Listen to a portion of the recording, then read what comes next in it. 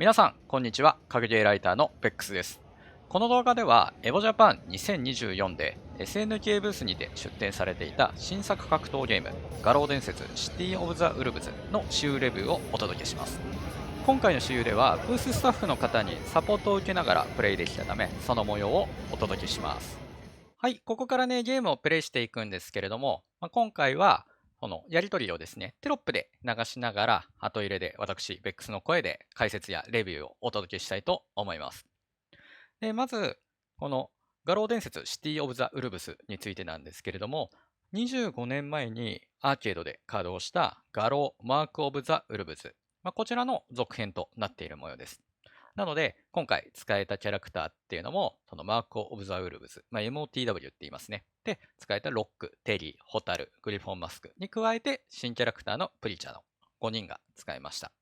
ここでは、ゲームシステムとかをね、説明していただくので、主人公格であるロックとテリーで遊んでいる感じですね。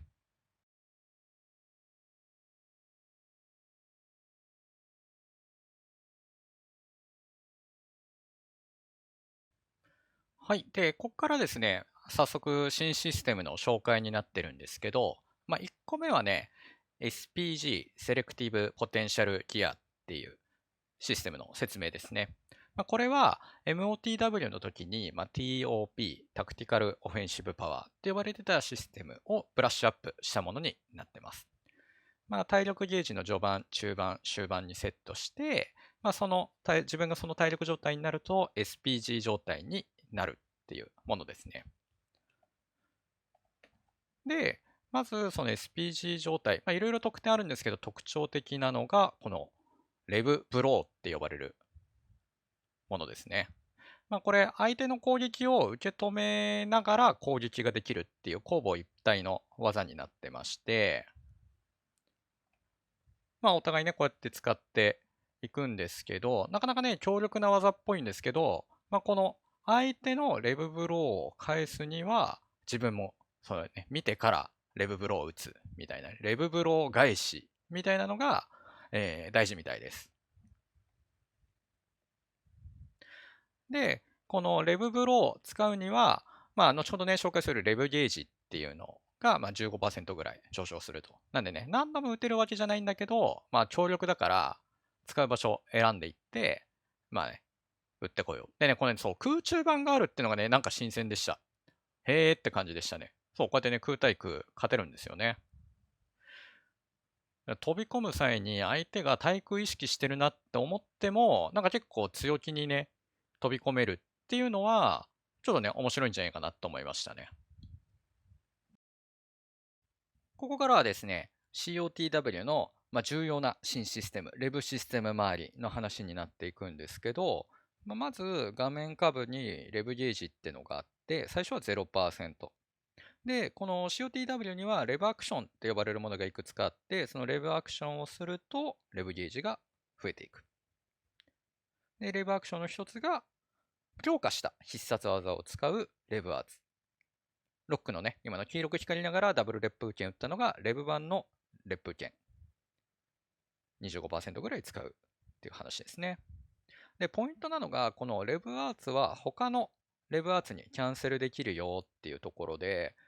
実際にね、コンボやってもらうんですけど、レブ版バーンナックル、レブ版クラックシュート、パワーダンク。かなりね、見た目かっこいいっすよね。ここら辺はなんかね、SNK っぽいなっていうか、画廊伝説っぽいなと思った瞬間でしたね。で、ロックも、レブ版烈風剣からレブ版ハードエッジつないで、で、こっからもコンボさらに続くよっていう。このレブアーツとレブアクセルを使っていくことが COTW における、コンボの構成で重要なポイントみたいですね。で、ここでやってて思ったのが、こんなんやってたらすぐにレブゲージいっぱいになっちゃわないってことなんですけど、レブアーツ使いすぎるとオーバーヒートしますと。テリーがね、赤いオーラまとった感じになるんですけど、この赤くまとってる状態がオーバーヒートっていう状態で、これになっちゃうと、いろいろなね、デメリット、マイナスポイントが出てきます。で、その一つっていうのが、レブシステムの全てが使えなくなる。これもかなり大きいと思うんですけど、もう一個次のにね、紹介してもらうのがやばいなと思ったポイントで、最初ね、テリーが、違う、ロックがテリーの攻撃ガードするんですけど、体力の下にある青いゲージ減らないんですよ。ただ、オーバーヒートになったテリーが、ロックの攻撃ガードすると、青いゲージガンガン減ってって、こうね、ガードしてるのに烈風剣食らっちゃう。要はね、ガードクラッシュして、のけぞったところに攻撃が入っちゃう。で、しかもオーバーヒートが終わらない。このね、オーバーヒートが終わらないっていうのが、すごいやばそうだな。でかいデメリットだなと思ったので、まあね、スタッフの方もおっしゃってたんですけど、まあ、このレブゲージをうまく調整して、オーバーヒートをしないようにするっていうのは、まあ、確かに大事だなと思いました。で、ここからレブゲージを減らしていく方法なんですけど、一つが、ジャストディフェンスって言われる、まあ、相手の攻撃を引きつけてガードしたときに、出る、まあ、エフェクトですね。これは、前の作品 MOTW の頃にもあったもので、まあ、これをすることでレブゲージが回復しますよっていう。まあ、受付時間ね、結構長かったんで、ちょっと練習というか、まあ、試してみたら、すんなりできる人も多いんじゃないかなと思います。で、他には、前ダッシュとかのアクティブな行動をしていっても、レブゲージの減少量が速くなる。ガンガン減っていくよってことでした。まあ、ここら辺がレブゲージ減少させる行動になってるみたいですね。続いては、まあ、新キャラクター、プリチャの話聞きました。このね、プリチャっていうのは、初代画廊伝説の主人公の一人の、まあ、上東の一番弟子っていうらしいですね。そういう存在みたいです。で、科学者っていう設定もあります。これね、竜巻系、まあ、ハリケーンアッパーみたいな、これスクリューレックっていう技なんですけど、こういったのを打ったりとか、まあ、結構ね、キック系の技主体になんだけど、今みたいなね、コンビネーション、プリチャンコンビネーションとかっていうのも持ってるよっていう、まあ、打撃ガンガンなタイプですかね。このプリチャンコンビネーションは、そう、前入れながら強パンチでガンガン技が出るから、初心者も出しやすいですよね。で、加えて、さっきのスクリューレックとか、対空技のサイン、コサインとか持ってるから、バランス良さげ。まあ、リーチ、短いって言ってたけど、そんなになのかなっていう印象でしたね。あとは、その、ダッシュが走るタイプじゃなくて、一定距離進むステップらしいです。でもね、突進技とか、特殊ステップとかあるから、結構ね、スピーディーに動けるから、まあね、動かしてて面白いよっていう話でしたし、実際ね、見てても確かにそうだなって思いました。そう、なんかね、このね、前ダッシュ、キャンセルできるらしくて、で、そう、ブレーキングっていうシステムが MOTW の頃からあって、必殺技打つみたいなモーションなんですけど、これね、その前ステップ中にもできるから、前ステップブレーキングってやると、なんかね、ステップが急に止まったりとかして、かなりね、スピーディーな動きでした。で、そのプリチャのいいところが、その COTW ならではの、まあ、レブアクセルが使いやすいよって。だからね、レブシステムとやっぱね、マッチしてるよって感じでした。まあ、やっぱこういった新作のゲームが出た時の新キャラクターって、その新しいシステムにマッチした作りになってることが結構多いんじゃないかなって個人的に思うんですよね。だから、まあ、ロックとかテリとかも、まあ、確かに使いやすそうだなっていう感じだったんですけど、まあ、このね、プリチャも結構ね、しっかり使い込んで遊んでみたいなっていう印象でした。まあ、超必殺技も使いやすいし、今のね、あの、突進技も速いし、このスクリューアッパーみたいなね、スクリューアルキメデスの螺旋っていうらしいんですけど、もう、まあ、コンボとか対空でちゃんと使えるらしいです。で、そう、レブブローも突進技。で、これアーマー付きですからね、レブブロー全部アーマー付きですから、一気に近づけるよ。で、空中版は空中で軌道変化するから、今ね、ソークリフォーマスクがタジジャクパンで対空しようとしたんだけど、ずらして KO する。まあね、本当に面白そうなキャラクターでした。で、続いてが、まあ、主人公格ですね。みんな大好き、テリー・ボガード。まあ、こちらもね、いろいろ聞いてきたんですけど、まあ、テリー・ボガードって、基本的にはスタンダードよりなんですけど、まあ、その中でも結構オフェンシブ。守るってよりかはガンガン攻めてって、相手のガードを崩していくっていう感じなんだけど、まあ、そこら辺はね、この COTW でも継続して、かなりね、ガンガンいけるキャラクターらしいです。やっぱモーションかっこいい。でね、最初ね、これ、バーンナックル速くねって思ったんですよ。こんなにコンパクトって思ったら、このバーンナックルがブレーキングできるらしいです。だからこれブレーキング版のバーンナックル。要は攻撃判定ないパターンね。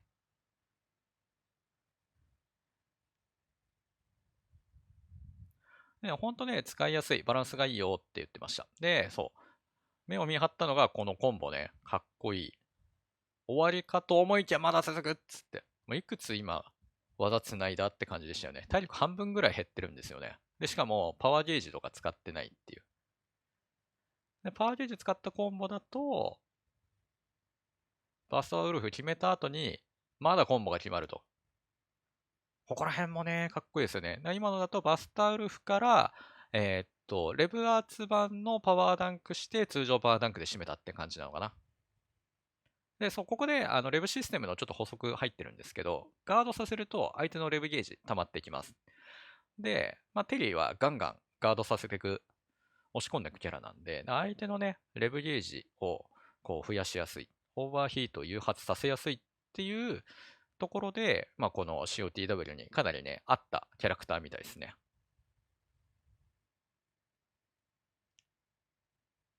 で、ここでね、レブブローの紹介もしてくれてるんですけど、そう。レブブロー返しすると、追加が入んなくて、相手が、追加モーションが入んなくて、相手が腹崩れするからコンボが決められるよっていう。本当で、言ってたテロップにもあるんですけど、初心者も上級者も安心して使えるザ主人公っていうキャラクターみたいです。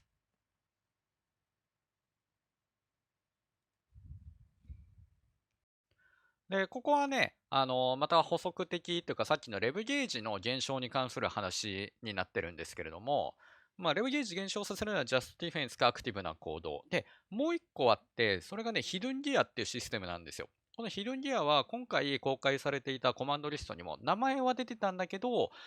コマンドとか、あとは、条件がね、不明だったんです。非公開だったんです。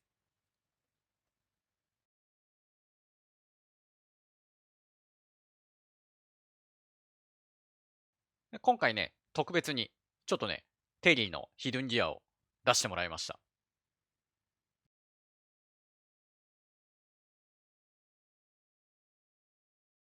これがヒドゥンギアですね。この時点で、レブゲージ結構溜まってるんですけど、大ダメージを与えつつ、なんとレブゲージがゼロになるっていう。だからね、この後またレブアーツ、レブアクセル使ってガンガン攻めれるよっていう、超強力な行動になっていて、いや、かっこいいからとりあえず全キャラ分早く見たいなっていうところですよね。はい、最後はですね、私、ベックスとスタッフの方で、対戦しましたんで、その模様をお届けしつつ、プレインプレッションお話ししていきます。今回、画廊伝説、シティ・オブ・ザ・ウルブズ、触らせていただいて、私が強く感じた印象としては、SNK さんが格闘ゲームの古き良きの部分と、今ならでは最新の魅力の部分ですよね。格闘ゲームシーンで、こういうのがいいよねっていう部分を、いいとこ取りした、またね、新しいステージに目指して、このシティ・オブ・ザ・ウルス作っているんじゃないかなっていう印象ですね。古き良きっていう部分だと、私自身はマーク・オブ・ザ・ウルブズを当時ゲームセンターで、それなりにプレイしていて、TOP っていうシステムが今回は SPG っていうシステムに変わってて、あとはね、ブレイキングだったりとか、ジャストディフェンスだったりとか、フェイント、避け攻撃、そういったシステムが、ブラッシュアップされて最新作に実装されているので、このあたりは、追い出しながらではあったんですけれども、すごいね、個人的に馴染みやすい部分でした。で、新しい部分っていうと、やっぱレブシステムの話ですよね。こう、序盤から自分がレブゲージを使って強化された必殺技、レブ版のね、アーツを使ったりとか、で、なんかそのね、レブアーツから次のレブアーツにキャンセルするっていうレブアクセルを使ったりとか、とにかく序盤から取れる選択肢が多くて、どういった形で戦っていこうかなっていう、その部分が、プレイヤーのね、なんかそれぞれの個性に委ねられてるっていうのは非常に魅力的な部分だと思います。で、それとは別の魅力的な部分って話だと、やっぱり SNK さんってキャラクターのデザインとか、あとアクションだったりとか、そういったところもすごいいいところだと思うんですよ。で、こう、直近のね、キングオブファイターズ15、15ですよね。からも、グラフィックやアクションがかなり進化しているなって実際に触って思ったところだったので、今後ね、どんなキャラクターが追加されるのかな、どんな技持ってるのかな。で、今回はね、ちょっとしか見られなかったんですけど、ヒルンギアがね、どんなアクション見せてくれるのかな。そういったね、こう、ワクワク感、期待感がね、かなり高まった、私有体験でございました。今後もね、新しい情報が出て、もし遊べる機会がありましたら、皆さんにもね、またすぐにお届けしたいと思いますので、ぜひぜひ SNK さん公式や、こちらね、リーサルプランの動画、くまなくチェックしてみてください。それでは今回の動画以上となります。どうもありがとうございました。